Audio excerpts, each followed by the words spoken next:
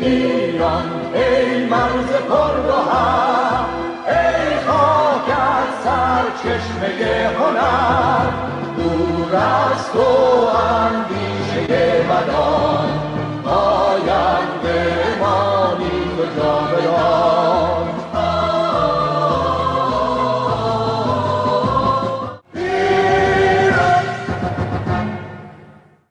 Yeah, so please, if I cut out again, please tell me in the chat. So, yeah, so doing the solo this time. So last time, me and Hunger were looking at the latter half of the reign of Reza Shah. We were looking at his social and cultural policies, and then looking at the Anglo-Soviet invasion and his downfall. Today, where I'm flying solo, we're going to be looking at the consequences of the Anglo-Soviet occupation of Iran throughout the rest of World War II, and then looking at a lot of the domestic situation and the numerous issues such as the Azerbaijan and Kurdish ethnic separation and conflicts between various factions in the Majles and the teething problems of the new Shah. So to start us off, what we'd like to do is there was a super chat that came in from Rong Tel Wu before we went live. So I can't seem to bring it up on screen. Hang on. Yeah, okay, I'll just have to read it off of YouTube. So Rong Tel Wu for $10. I cannot be present most likely, so apologies again, my friend. Be watching it on the rerun. Please keep up the wonderful work. Well, thank you so much, Rong Tel Wu. Okay, right. And without further ado, let's do the first bit of reading for tonight. So, the Allied occupation of Iran in September 1941 was a rude shock to most Iranians. Facing the soldiers of the Red Army, the British Indian Army, and soon after American military personnel seemed almost a surreal reversal of 2 decades of Pahlavi assurances of Iran's reclaimed sovereignty and the might of Iran's imperial armed forces. The shock was transient, but the consequences were not. The occupation triggered one of the most eventful episodes in Iran's modern history and revealed persistent themes in the country's recent past. The struggle for democracy, foreign intervention, and grave tensions within the polity and between the centre and the periphery. The disruption of the economy, political instability, tribal rebellions, secessionist movements, frequent imposition of martial law, and growing hatred towards foreign powers were the darker outcomes. On the other hand, a national movement for nationalising Iran's oil industry, the opening up of the political space, greater freedom of the press, parliamentary politics, and a nascent labour movement were promising developments. Despite many political failures, the following 12 years witnessed the resumption of a process that was first started with the constitutional revolution, but interrupted by the rise of Reza Shah. The opening of the public space came with new ideologies, ranging from Marxist-Leninist to ultra-nationalist and Islamic extremist. A dose of demagoguery, covert and overt foreign influences, proxy politics, and re-emergence after a brief interlude of the royal court and the army in the political arena all led to an atmosphere of distrust and conspiracy. The new era of political openness also allowed members of the old elite and non-elite to return from the political wilderness, often clothed in a new garb. Chief among them were the Qajar aristocrats and seasoned statesman Ahmad Kavam, the journalist and partner in the 1921 coup, Syed Zia al-Din Tabatabai, and Mohammad Mossadegh, the Swiss-educated lawyer from an old family of high divan officials. The younger generation of the middle-class intellectuals, professionals, and journalists were partners in the new polity motivated by Marxism or by secular nationalist vigour. The bazaar community and the urban lower middle classes, however, more often tilted towards Islamic activism. Ironically, the new era of political pluralism was facilitated under the aegis of the same occupying powers that had helped shut down Iran's democratic process 3 decades earlier. Changes in the political and economic spheres also were conditioned by the geopolitical ambitions and vested interests of those powers. The Soviet Union wished to expand its sphere of influence through friendly enclaves in Iran's northern provinces by sponsoring a pro-Soviet brand of communism. The British government held not only sway over a sector of the Iranian polity, but also unyielding claims over the oil fields in the south, claims that came with some measure of intervention and intrigue, and the Cold War strategic concerns of the United States transformed its relations with Iran as elsewhere in the Middle East, Southeast Asia, and Latin America, from those of an anti-imperialist bystander of goodwill to a member of the hegemonic club. In response to the domestic turmoil and foreign ambitions in the 1940s and early 1950s, a potent nationalist response seemed unavoidable. The rise and fall of Mohammad Mossadegh can characterise the successes and failures of the period, revealed first through legislation and parliamentary manoeuvres, then through nationalisation of the Iranian oil industry, and finally during Mossadegh's turbulent term as Prime Minister. Ending with the coup of August 1953, the story is an unhealed wound in the Iranian persecution narrative and well-known chapter in the history of covert Anglo-American interventions. Iran's return to arbitrary Pahlavi rule after 1953 with a premature end to Iran's perilous experiment with participatory politics.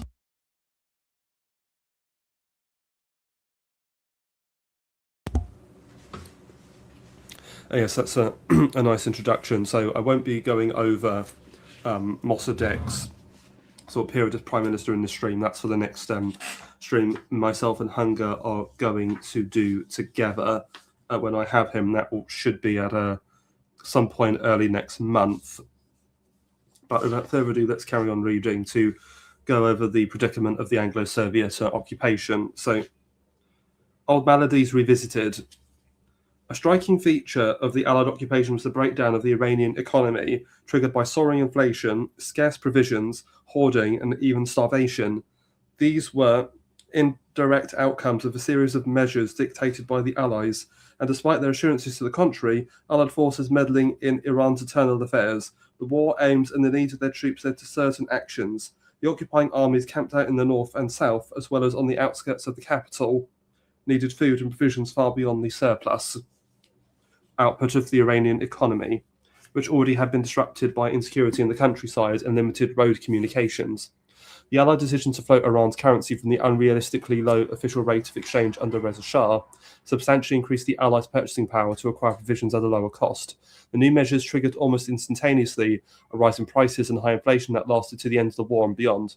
Iranian consumers, most of whom had meagre income and thick salaries, viewed with resentment the foreign troops' buying power. Poverty was at the root of the riots and early civil unrest that broke out in larger cities and was an incentive to join the pro-Soviet Tudeh party, with promises of greater social justice. The convulsive price increases shook public confidence in other ways.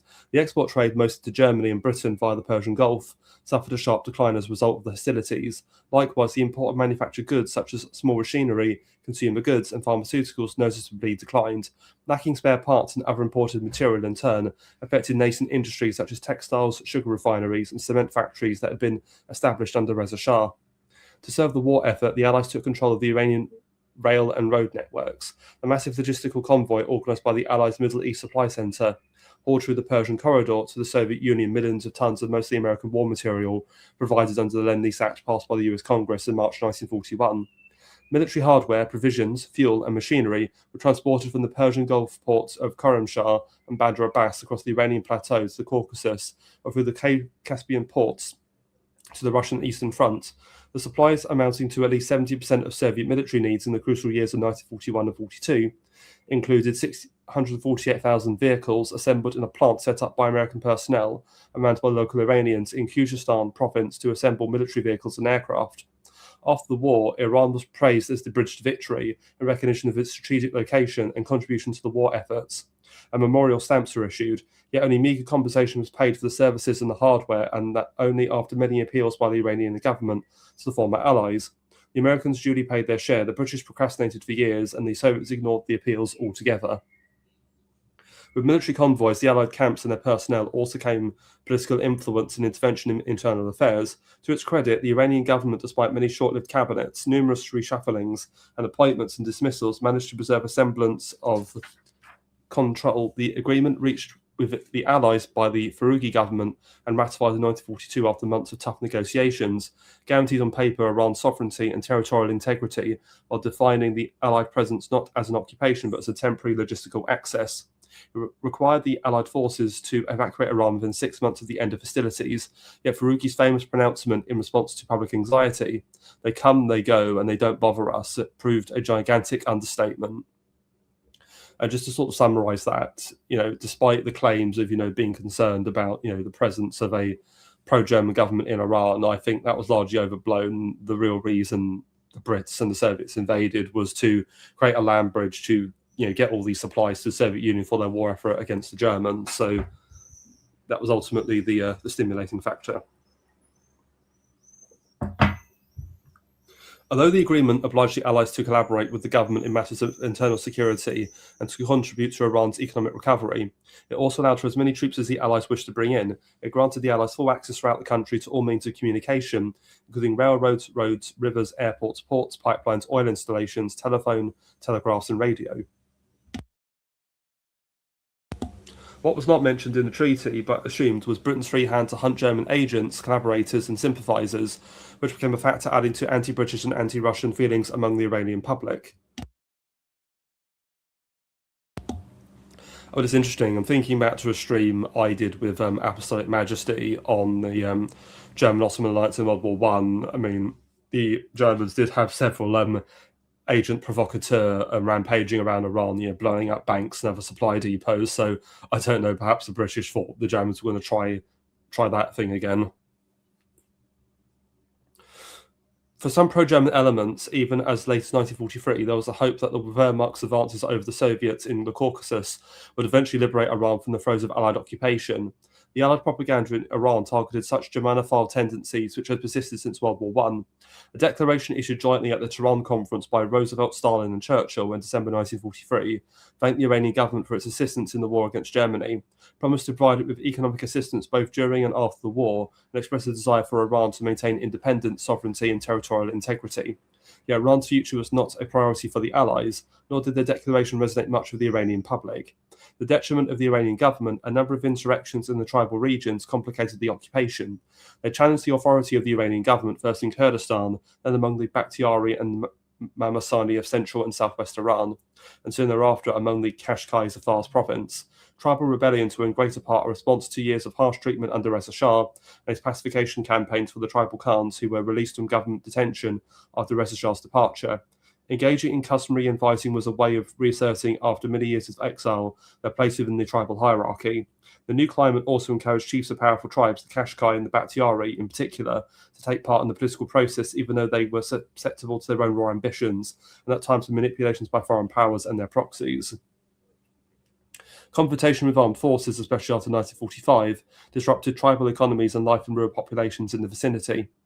The central government's answer to these mounting problems was at best conciliatory, occasionally draconian and often ineffective. The ministerial posts were given to ranking bureaucrats, landowners and secular professionals, educated in the Reza Shah era, whereas the premiership often went to notable members of the old Divan families. Short-lived and lacking a viable constituency, the governments in the post-war era were caught between the conflicting demands of a revitalised Majlis, which soon turned into an arena of personal and ideological rivalries, the whims and wishes of the courts, and a real or assumed influence of the occupying powers.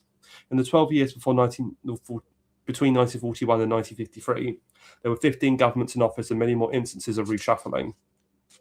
With economic problems looming large, the situation called for new sources of revenue beyond taxation and meagre oil income. The agrarian tax base was small, the village population impoverished, and the state endemically lacked the means of collecting taxes. In the 1943 fiscal year, the deficit ran close to 90% of the total government revenue. By 1947, it was reduced to 45%, thanks in part to reform measures introduced by Arthur Millspo and his team of American financial advisors, who had been employed for a second time between 1942 and 1945 to overhaul taxation and fiscal policies. Yet a chronic shortage of funds for development was serious enough to persuade successive governments to seek foreign aid, primarily from the United States, the only member of the Allied forces capable of helping Iran. Financial assistance, however, came with strings attached, mostly in the form of military assistance and advisory missions as a counter to growing Soviet influence. An increase in Iran's oil revenue with the goal of complete nationalization of Iran's oil industry thus seemed a viable alternative. As early as 1946, such demands were audible, even though almost from the start they ran up against the jealously guarded interests of the shrinking British Empire. Fragile governments, tribal insurrections, and the expansion of the pro-Soviet network of sympathizers and activists in turn contributed to the growth of the armed forces as a guarantor of internal security.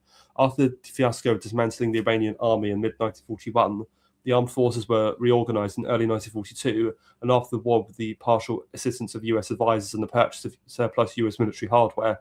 Anxious to display its might and recue its sinking prestige, the Iranian military command, schooled in the brutish discipline of the Reza Shah era, reacted civilly to public protests. In December 1942, a Judeo-inspired crowd attacked the Majlis, looted public buildings, demanding the removal of the Prime Minister Ahmad Kavam and his government on the charge of pro-American sympathies.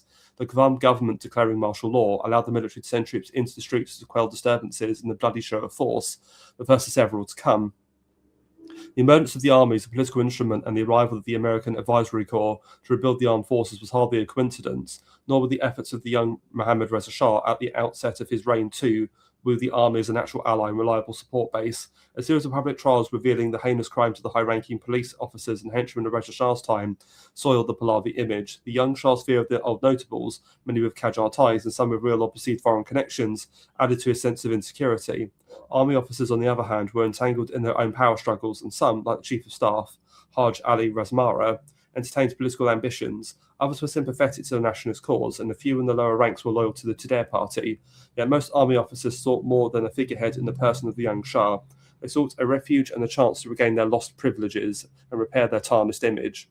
The Azerbaijan crisis of 1946 provided the army with a chance to act as a counterforce to growing Soviet influence and appear as a saviour of the nation. Yeah, so we can see how deeply divided the country is. With the presence of these foreign troops, you now have different political factions in the country acting as proxies for these various foreign interests. So you have the Pahlavi monarchy and many elements of the army and many of the tribal groups such as the Bakhtiari or the Kashkai aligning with the British. And then you have the Tudeh party, the party of the masses, the communists, and also certain local ethnic interests such as the Azeris aligning with the Soviets. And so I now want to talk a little bit more about the Tudeh party and their sort of origins, because it's quite interesting and helps provide more of a context to what's going on here. So they are founded in 1941 in September, so exactly a month after the invasion by the Allied forces, and they were set up as an explicitly communist organization. They were mostly made of European-educated Marxists or Soviet exiles who were completely loyal to Moscow. They also had support from trade unions, students, and some women.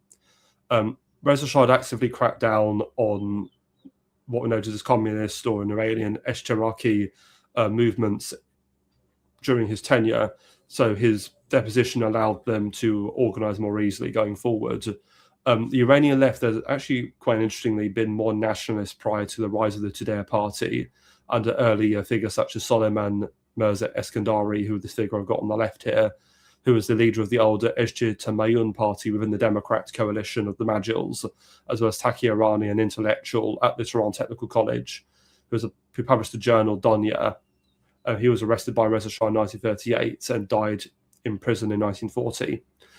These years of imprisonment under Reza Shah radicalized this group of communist dissidents. They came known as the Panja Oser Nafa, or the Group of 53. All of them, these leftist convicts, and it radicalized them from a more kind of left-leaning nationalism to full-blown sort of Marxist Leninism and loyalty towards the Soviet Union. And during these years of occupation, particularly from 43 to 45, there's an affair involving the Tudeh party called the Northern Oil Affair, where the Soviets demanded an oil concession from the Iranian government in the northern provinces. As you can see on this map here, so you have in the south, you've got Abadan and the British zone of influence, and then you have the Soviet influence in the north, where they were occupying and they wanted, well, if you're going to let the British have a concession in the south, well, we demand a concession in the north. And the Tudeh party essentially lobbied inside Iran for this concession.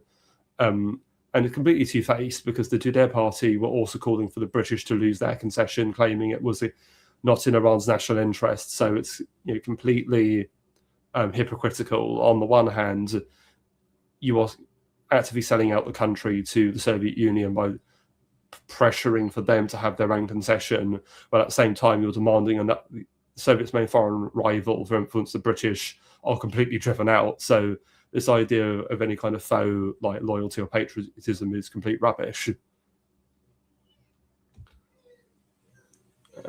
So because it's also been noted that the Tudeh party supported the Soviet occupation of Azerbaijan in the north. They were also pretty effective at organising strikes, protests, and other unrest. In particular, there was a major strike in 1946 at the Anglo-Iranian oil company operations at Abadan in protest to low wages and poor living conditions. they were ultimately viewed as a strong alternative due to their organizational skills and party discipline against this idea of a compromised liberal nationalist order that they claimed was a puppet of the British and Americans. This is all the army and a lot of these non-communist elements in the Qajar elite. And just to elaborate a bit more on the background of the Tudeh party, I've got another reading I want to do from a different book other than the almanac book I've been using. This is from a book called Iran Between Two Revolutions by Ervand Abrahamian. And just to give a bit of background, so he is a Iranian historian of, as people may tell from his name, actually Armenian extraction. Also, full disclosure, he's also a Marxist, so you're going to see a certain bent to the history he's telling here. But I'm going to read this section from his book, Iran Between Two Revolutions, which is a good detailed history of the politics of 20th century Iran from the 1906 constitutional revolution up until the Iranian Revolution. So we've actually got a quote here from the fellow on the right here, Raj Eskandari. So he was the nephew of Solomon, who on the left here, and he would come to be one of the main leaders of the Tudeh party during the 1940s. So this is an address he gave to the First Party Congress of Tudeh in September 1944. The aim of the Tudeh party is to unite the masses, the workers, the peasants, the traders, the craftsmen, and the progressive intellectuals. Of course, these classes have economic differences. For example, while workers possess nothing but their own labour power, craftsmen control their tools of production, and peasants either own some land or aspire to own it. In contemporary Iran, however, these differences are overshadowed by the common struggle against imperialism, against absentee landlords, against exploiting capitalists, and against industrial robber barons. Our duty is to unite the exploited classes and forge a party of the masses. And now onto the chapter proper, formation, September 1941 to October 1942. The Tudeh party emerged immediately after the abdication of Reza Shah and the release of the less dangerous political prisoners. Meeting in Tehran on September 29, 13 days after the abdication, 27 younger members of the famous 53 Marxists imprisoned in 1937 announced the formation of a political organization with the ambitious label of Hizb Tudeh-e-Iran, the Party of the Iranian Masses. In launching the organization, the founders gave their party chairmanship to Suleiman Iskandari, a highly respected radical prince who had fought in the Constitutional Revolution, helped establish the Democrat Party in the Second Majles, led the Committee of National Resistance during World War I, and presided over the Socialist Party from 1929 until its dissolution in 1926. And Richard Hughes in the chat, blimey, what a lot of communist buzzwords. Yes, indeed, the communists love their word salad. But it's really interesting that, in case people didn't quite catch it, but the Eskandaris were Qajar princes. They had the title of Mirza. And so it's just incredible how diverse the Qajar princely elite were in their political patronage. Some conservative, some liberal, some militaristic, but you've even got full-blown communists. I really can't think of anything else in history comparable to it. The group set itself for immediate goals: release of the rest of the 53, recognition of the Tudeh as a legitimate organization, and the publication of a daily newspaper, and the formulation of a broad program that would not antagonize the ulama, as previous secular programs have done, but to attract veteran Democrats, socialists, and communists, as well as young Marxists and even non-Marxist radicals. Again, and that's another interesting aspect of the Iranian left. There is a pragmatic attitude towards the religious authorities. They recognize they're powerful and influential, and so there is a caution to not, piss them off, which is interesting because we know communists typically are, doctrinaire, atheists, and secularists, if I'm being generous. Just look at the Soviet Union. But so it's interesting, and because the Tudeh, I think, were also the ideological kind of inspiration for the main modern party of the Iranian left opposition, the PMI, the People's Mujahideen of Iran, who are essentially a kind of Shiite socialists. So yes, we're really going down a rabbit hole with all of this. Moreover, the Tudeh published its provisional programme in late February. This programme stressed the need to eliminate the vestiges of Reza Shah's dictatorship, to protect constitutional laws, civil liberties and human rights, to safeguard the rights of all citizens, especially of the masses, and to participate in the worldwide struggle of democracy against barbarism and fascism. As one of the party leaders later indicated, the main intention of the provisional programme was to unite all citizens against both internal fascism, in scare quotes, encouraged by Reza Shah's gang, and international fascism led by Hitler and Mussolini. I mean, you just got to love, fascists just live rent-free in their head, or the spectre of fascism anyway. To avoid attacks from the ulama, the Tudeh kept Marxist demands out of its programme, commemorated the Irani's death with a religious service, and organised a mass meeting in memory of Irani, of Mudarris, the leading religious opponent of Reza Shah, and of Faroqi, the radical but highly devout poet who had been murdered in 1939. Although the founding members of the Tudeh were Marxists, and as later events showed, staunch supporters of the Soviet Union, they did not call themselves communists. In addition to their fear of the ulama, the leaders gave a number of reasons for being cautious. The 1931 law banning all collectivist ideologies, 25 years of government propaganda that had instilled in segments of the population a hostile attitude towards socialism, communism, and the Soviet Union, a desire to attract reformers and progressives as well as radicals and revolutionaries, and a realization that the industrial working class still constituted a small fraction of the total population. As one of the 53 put it, a true communist must always adapt Marxism to the local environment. If an Iranian communist adopts wholesale the program of the German Communist Party, or of any communist party in the industrialized countries, he will undoubtedly fail to appeal to the broad masses. Such a period will be violating the elementary rules of dialectical logic and Marxist philosophy. Consequently, he cannot be considered a true communist. On the contrary, he should be described as a political provocateur. And I mean, where have you heard this before? I mean, I'm just reminded of Chairman Mao's, what was it, agrarian socialism or Maoism, socialism with Chinese characteristics. Except we're getting it, we're getting an Iran edition of that. There was, however, an unstated and more complex reason for avoiding the communist label. Whereas the founders of the Tudeh sought to attract the younger activists and the rank and file of the old Communist Party, they had no intention of subordinating themselves to the veteran leaders of the same organisation, whereas the founders of the Tudeh were predominantly young residents of Tehran and Persian-speaking. The surviving communist leaders were middle-aged, natives of Azerbaijan and Azeri-speaking, whereas the Tudeh founders were university-educated intellectuals who had reached Marxism through left-wing movements of Western Europe. The communist leaders were activists and self-taught intellectuals who had reached the same destination through the Leninism of the Russian Bolshevik Party, whereas the Tudeh founders, as European-educated Marxists, saw politics through the class perspective only. The communist leaders, having experienced the ethnic pogroms of the Caucasus and the regional revolts of Kiabani and Kuchek Khan, tended to see society through communal as well as class perspectives. These differences were not obvious in 1941 to 43, but came into the open in later years. Which again, that's also very interesting, that you've almost got an old left and a new left. The old left, they're agitating for reform and change within Iran because they want their ethnic interests looked after.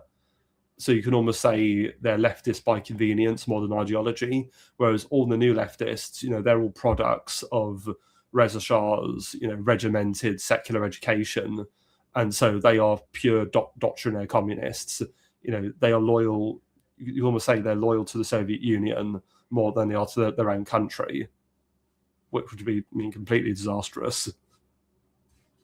As Richard Hughes has said, Spain in the 1930s, that as well.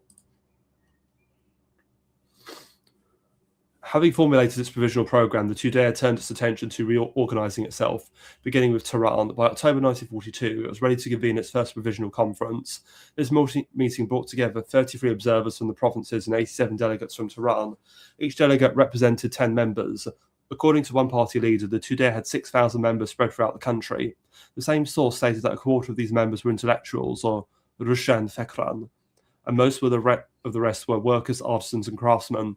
Meeting over a week, the conference hammered out a detailed programme to replace the provisional programme, designed an elaborate structure on the basis of democratic centralism, and elected a provisional central committee to serve as the leadership of the whole organisation, pending the convening of the First Party Congress.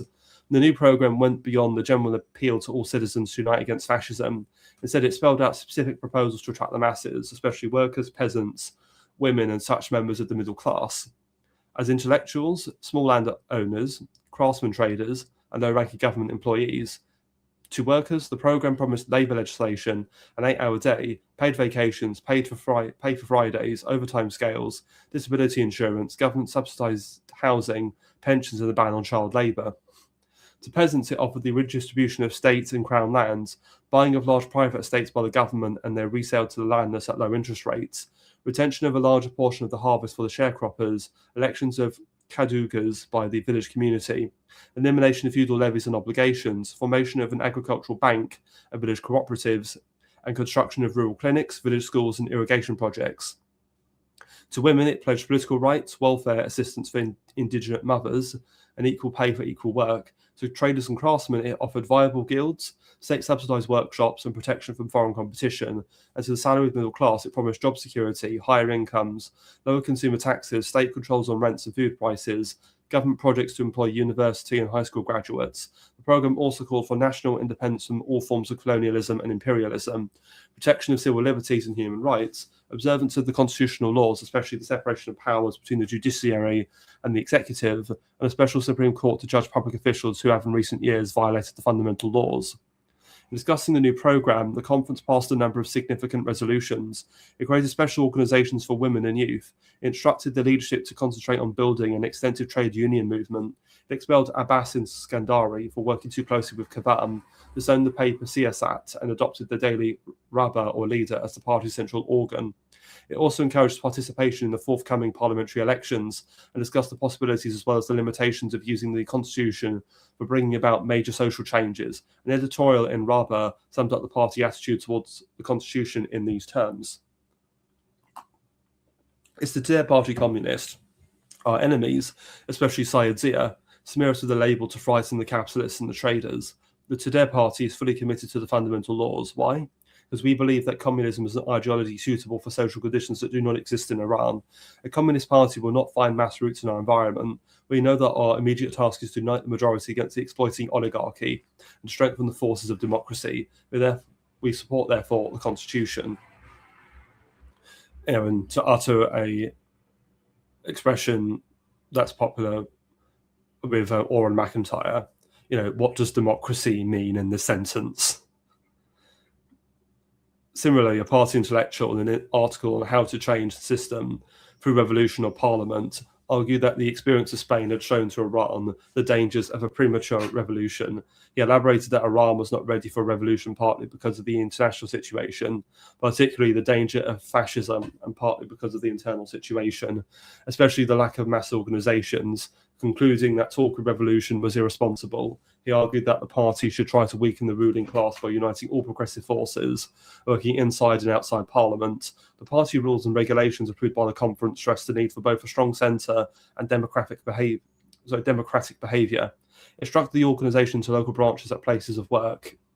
Provincial conferences at which each delegate would represent 10 members to meet once a year to discuss any subject pertinent to the party, and elect a provincial central committee, as well as representatives to the National Party Congress. And the Party Congress itself, which would have one delegate for every 150 members, and would meet annually to evaluate the party's progress, formulate future strategy, and elect a National Central Committee with the needed special commissions. The Tudeh Handbook, Fundamentals of Party Organisation, explained that the concept of democratic centralism gave rights and duties to all party members. Each member had the right to debate issues freely, elect officials, and participate in the formulation of party policies. Each member also had the duty to obey the elected officials and carry out party policies, even he or she had voted against the official or opposed the policy in question. Thus, the implementation of decisions would be centralised, but the formulation of decisions would be democratic. The Provisional Central Committee, elected by the Tehran Conference, consisted of 15 founders and the future leaders of the Tudeh Party. In addition to Suleiman Iskandari, who was re-elected chairman, the committee included Dr. Mohammed Bahrami, Dr. Morteza Yazdi, Iraj Iskandari, Nuraldin Alamuti, Abdul Hussein Noshin, Ali Kabari, Nosr Batala Ezazi, Ibrahim Mahazari, Reza Pusta, Dr. Fayedun Kashavat, Ardasha of Venetian, Dr. Reza Radamenesh, Ali Amir Kizi, and Zia Alamuti. Bahrami, a medical doctor, had been sentenced to 10 years imprisonment for being a senior member of the 53. The son of a prominent physician, Bahrami was born in Tehran province, raised in the capital, and educated in Berlin, where he met Irani. Yazdi, another senior member of the 53, was a professor at Tehran University, one of the country's best-known surgeons. The son of an outspoken preacher from Yazd, who had been imprisoned in 1908 for supporting the constitution. Yazdi was born in Tehran, educated in the Dar al-Funun, jailed briefly in 1921 for distributing Jangali pamphlets, and sent to Berlin in 1925 on a government scholarship. Raj Eskandari, another member of the 53, was a nephew of Suleiman Eskandari and the son of the famous Yahya Mirza Iskandari, radical prince murdered by the Shah during the Constitutional Revolution. Raised in Tehran by his uncles, Iraj Iskandari had completed the Dar al-Funun, won a government scholarship to study in France, and on his return to Iran, co-edited the journal Donya of Irani. At the time of his election to the committee, he edited the party organ Rabba. Nuraldin Alamuti, a senior judge, was one of the few members of the committee over the age of 45. A native of the rural district of Alamut in the northern tip of Tehran province, he had joined the Democrat Party in 1919, gone to jail briefly in 1923 for agitating among the local peasantry, and entered the Justice Ministry during Reza Shah's secular reforms. Nuraldin Alamuti had been arrested with Irani, but had been tried separately from the 53. Noshin, a friend of Irani's colleagues, was the country's leading theatre director. Born into a middle-class family in Mashhad, he had, as a teenager, participated in Colonel Taki Khan's short-lived rebellion, moved to Tehran to enroll in the Dar al-Funun, and won a government scholarship to study modern theatre in France. Although closely associated with the 53, Noshin escaped imprisonment because at the time of the arrest, he had been representing Iran at the World Congress of Dramatists. Kobari, a survivor of the early Labour movement, was a middle-level official in the Ministry of Communications. Raised in Rasht, he had graduated from the city's sole modern school, contributed to the Jangali paper, and after the revolt helped form the local cultural society as well as unions for local teachers, rice cleaners and tobacco workers. Azazi, another middle-ranking government employee, had participated in the early Labour movement in Tehran before his arrest as a member of the 53. Mahazari, also a survivor of the early trade unions, was a leather worker in the army munitions factory outside Tehran. The son of an Azerbaijani freedom fighter who had been killed in the Constitutional Revolution, Mahazari had migrated to Gilan in search of work and been imprisoned a number of times during the 1930s for his illegal union activities. Rusta, the most important figure in the history of the Iranian labor movement, was the son of a Gilani peasant and a graduate of an agricultural school in Rasht. He had taught literacy classes in the local cultural society, helped establish the first teachers' union, joined first the Socialist Party, then the youth section of the Communist Party, spent 2 years in Moscow, returned to Iran in 1929 to organise factory unions in Tehran, Isfahan and Bandar Abbas. Captured in 1931, he had spent the following 10 years in prison, where he befriended the 53. Keshafars, the only member of the committee without a political past, was a medical doctor teaching in Tehran University. The son of a Gilani merchant who had taken part in the Constitutional Revolution, Keshafars had first studied in Rasht, later in the Dar al-Funun, and finally in Paris on the government scholarship. He had been recruited into the Tudeh by his friend Suleiman Iskandari only 3 months after the formation of the party. Ovanessian, the sole non-Muslim in the committee, was the same activist who was, in the early 1930s, headed the youth section of the Communist Party. Born in an Armenian village in Azerbaijan, he had moved with the family to Gilan, studied pharmacy at the American Missionary School in Rasht, helped organise unions in Tehran, and having joined the Communist Party, spent 2 years studying in Moscow. Imprisoned after his return to Iran, he served 11 years in prison where he met the 53. Although only 37 years old, Ovanessian had already published a series of pamphlets on Marxism and political organisation, and thus had established himself as a leading party theorist. As an informant to the British claim that Ovanessian was the main brains of the Tudeh, one of the two dominating personalities in the early party conferences. Radamanesh, the other dominating personality, was a French-educated physicist teaching at Tehran University. Although from a land-owning family in Gilan, he had helped the local Jangalis as a teenager, joined the Socialist Party while at Dar al-Funun, met Irani while studying in Europe, and on his return found himself sentenced to 5 years imprisonment as a junior member of the 53. The informant reported that Radmanesh plays an important role partly because of his competent editing of Mardam, but mainly because he was respected even by his worst enemies as sincere and not actuated by personal gain. Amir Kizi, the second oldest member of the committee, had a long history of political activity. His brother had edited Kiabani's newspaper during the upheavals of 1917 to 1919. Tabriz. He himself had fought in the Jangali movement, joined first the Socialist Party and then the Communist Party, participated in the formation of the First Teachers' Union in Tehran, and after a brief spell in prison during the mid-1930s, worked in the provinces as the manager of a small cardboard baking factory. Finally, Zia Alamuti, the younger brother of Nur al-Din Alamuti, was a middle-level official in the Ministry of Roads in Mazandaran. A veteran of the Socialist Party, he had been sentenced to 10 years imprisonment as a senior member of the 53. The early leadership thus came largely from the young generation of Persian-speaking intelligentsia residing in Tehran. If one excludes Suleiman Iskandari, the average age of the committee members was only 37. The 50 included one retired high-ranking civil servant, one judge, 3 professors, 1 doctor, 1 lawyer, 1 theatre director, 2 former teachers, 3 middle-level civil servants, 1 ex-pharmacist, and 1 factory worker. And it's just interesting if you look at all of those professions. I mean, if you look at a country in the modern West today, such as Britain, it's highly likely that people in those same professions would also be probably crypto-communists, if I'm being honest with you, which just goes to show how pervasive it is as an ideology amongst the middle class. I think Orwell was right when he said that communism appeals to the middle classes because it disempowers the aristocracy and upper classes, and it empowers themselves to rule and lord over the masses. Only 4 came from the upper tier of titled aristocrats, wealthy landowners and rich merchants. 6 had reached higher education in Western Europe, 2 in Tehran and 2 in the Soviet Union. 8 were born in Tehran province, 3 in Gilan, 3 in Azerbaijan and 1 in Khorasan.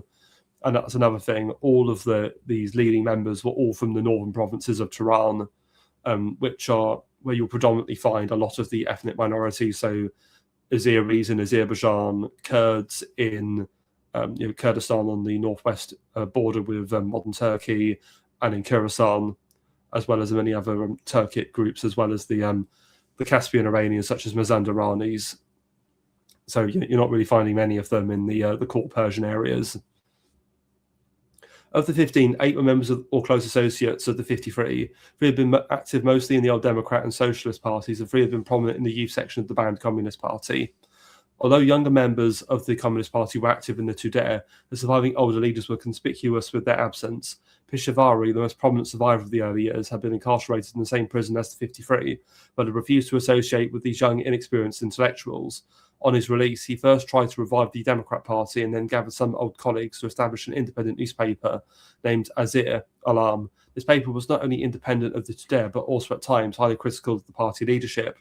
When Reza Shah died, it printed a favourable obituary and sent condolences to the royal family. When the Tudeh was trying to heal old wounds between reformers and radicals, Azir published the memoirs of an unnamed veteran communist, denouncing the Democrats in 1917 to 1921 as right-wing, reactionary and petty bourgeois. When the Tudeh announced that it would concentrate on building a labour movement, Pishavari, in a series of articles on what is a genuine party, argued that all the existing organisations lacked substance and claimed that any party trying to represent the working class was bound to fail because our workers are not real proletarians but mere craftsmen, apprentices, journeymen and artisans. And when Buzurg Alivari, a disciple of Irani and a leading literary figure, published his classic work entitled Panja User Nafar, the 53, an anonymous reviewer in Azir took the opportunity to write a personal diatribe against the Tudeh leaders.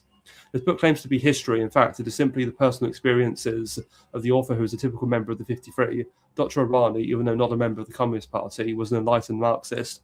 The same cannot be said of his colleagues. These men had no political experience. All they had done was read some books, publish a journal, and accidentally get involved in a strike.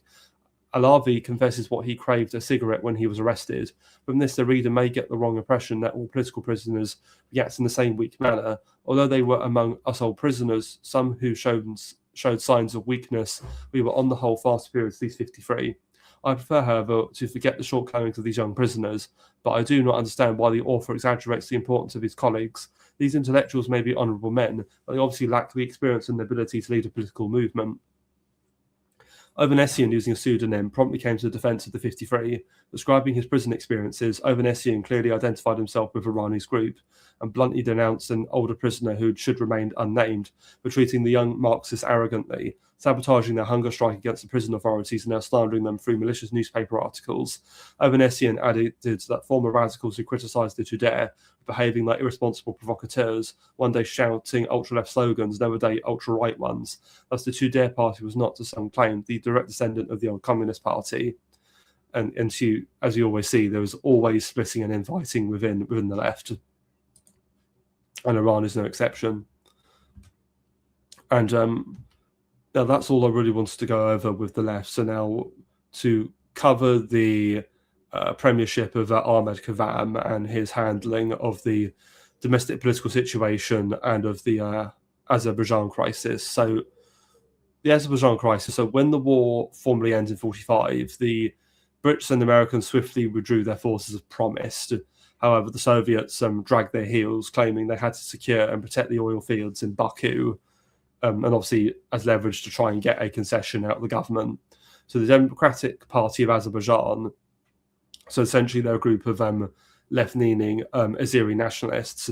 They support the Soviet occupation as they ultimately sought autonomy in a conservative case, and even outright secession amongst some of their more radical members.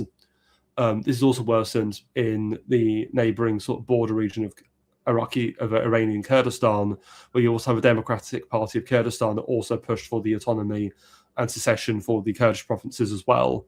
And so you have the Soviet occupation imperiling the territorial integrity of the Iranian state.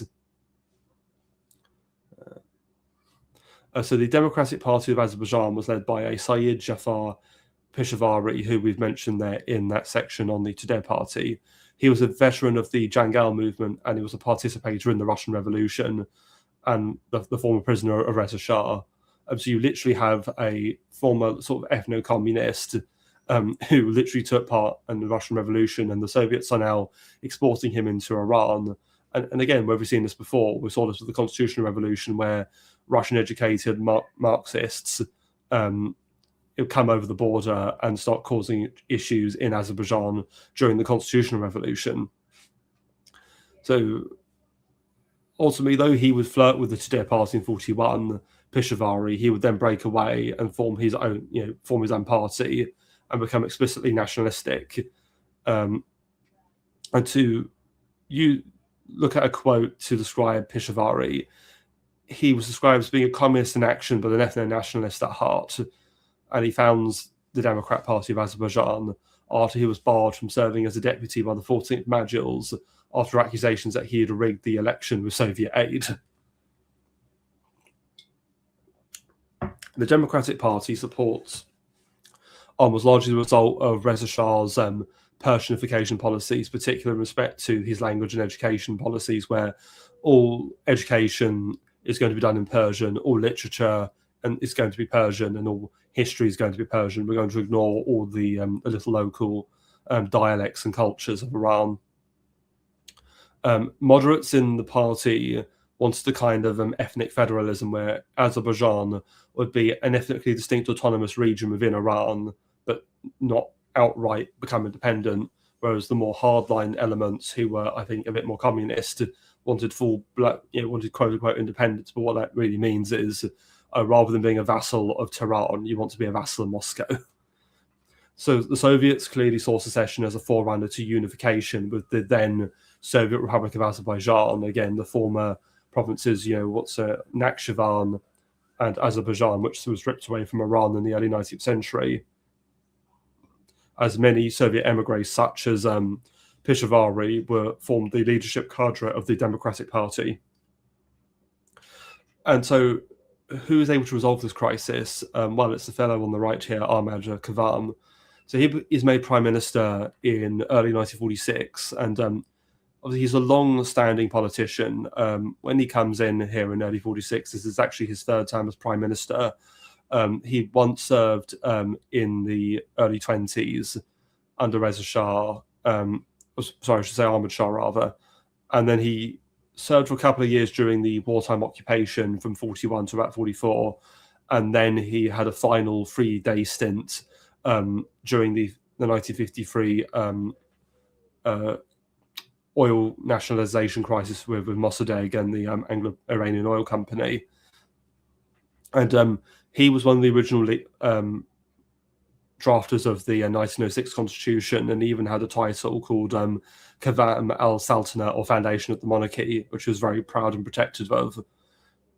He previously served, obviously, as Prime Minister, as I've mentioned. He also had experience in the earlier days of politics at the Qajar court, and he had an emphasis on maintaining a positive equilibrium between the domestic and foreign factions, and to try and strike a balancing act to achieve what he thought were necessary reforms for the internal stability of the country.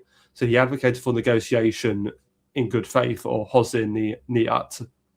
So his brief premiership only lasts just under 2 years, him having to resign in December 1947. Was predicated on evicting the Soviets, ending the autonomy crisis, and finding a solution to the Soviet demand for an oil concession.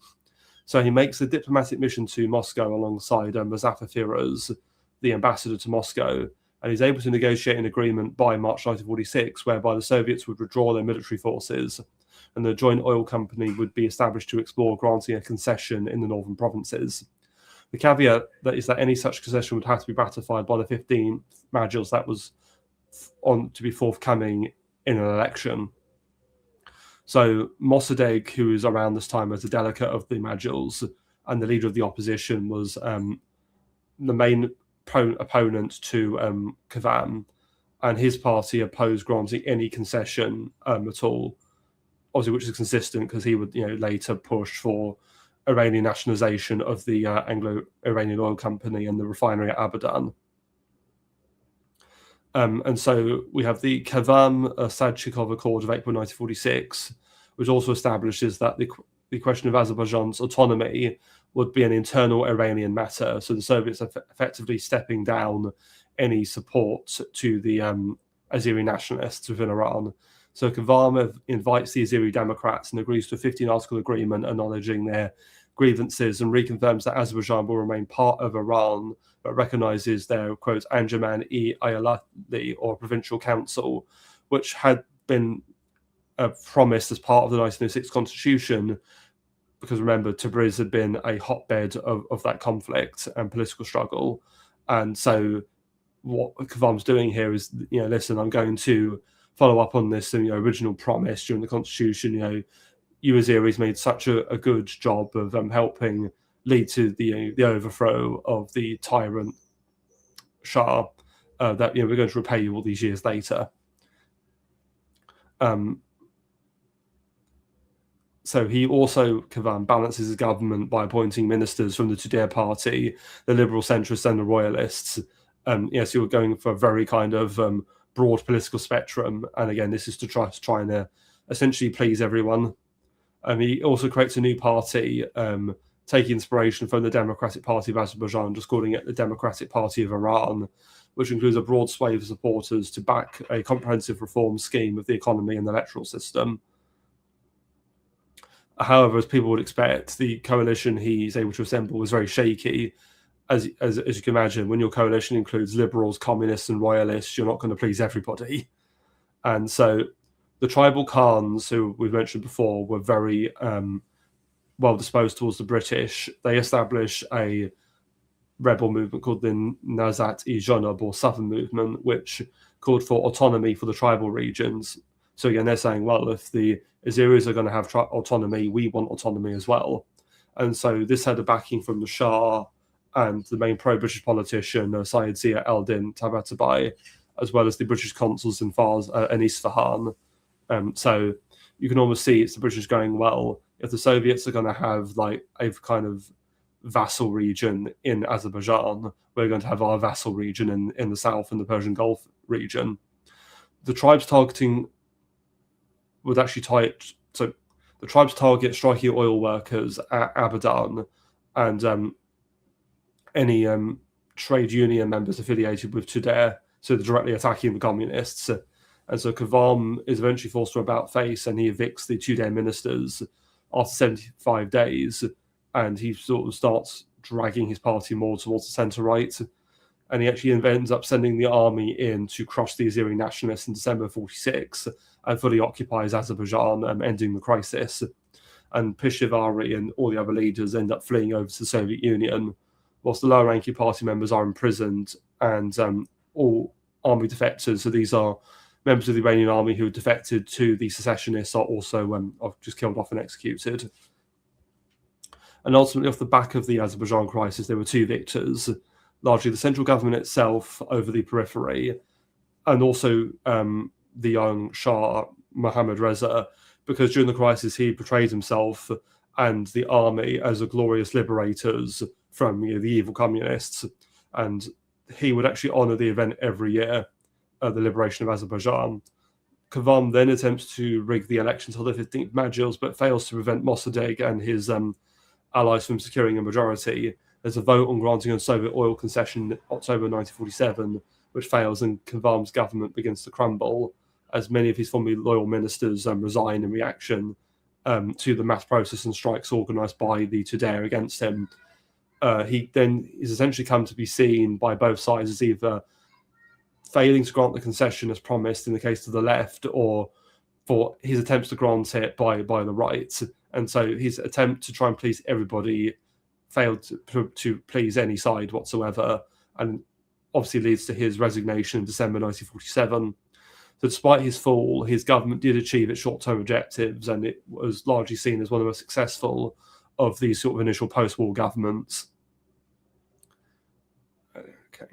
And so that is where I'm going to end this stream. So slightly shorter than usual. Obviously, it's because it is solo with just myself.